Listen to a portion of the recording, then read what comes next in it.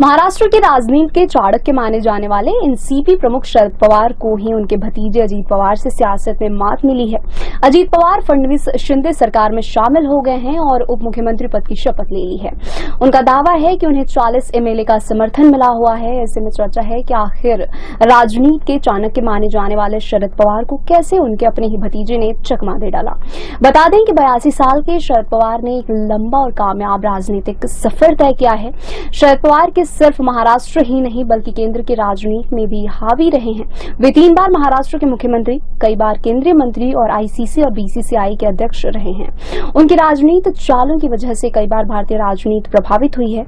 आपको बता दें कि शरद पवार ने मई 1960 को अपना राजनीतिक करियर शुरू किया था। 1999 में वे कांग्रेस से अलग होकर उन्होंने राष्ट्रवादी कांग्रेस पार्टी यानी एनसीपी की गठन की। वे खुद इस पार्टी के अध्यक्ष बने। यह पार्टी शरद पवार, पीए संगमा और तारिक अनवर ने मिलकर बनाई गई थी। उस समय सोनिया गांधी के विदेशी होने का मुद्दा बहस का मुद्दा था। इस बात को लेकर शरद पवार कांग्रेस से अलग हो गए थे।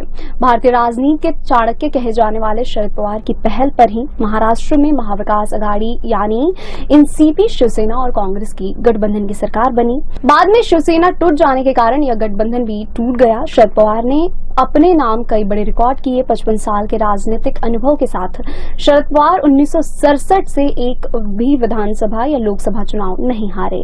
शरद पवार को गुटखा खाने की वजह से कैंसर जैसी घातक बीमारी का सामना करना पड़ा। इस आदत की वजह से उन्हें मुंह का कैंसर हो गया। कैंसर के बारे में पता चलने के बाद अटकलें लगाई जा रही थी कि अब उनका राजनीतिक सफर खत्म हो जाएगा, लेकिन 2004 में अपने मुंह की सर्जरी कराई और इस बीमारी को मात दी। भतीजे अजीत पवार की बगावत के बाद भी हाल ही में उन्होंने कहा कि इस तरह की बगावत उन्होंने कई बार देखी है और पार्टी को खड़ा किया है। एक बार फिर से पार्टी को खड़ा करूंगा।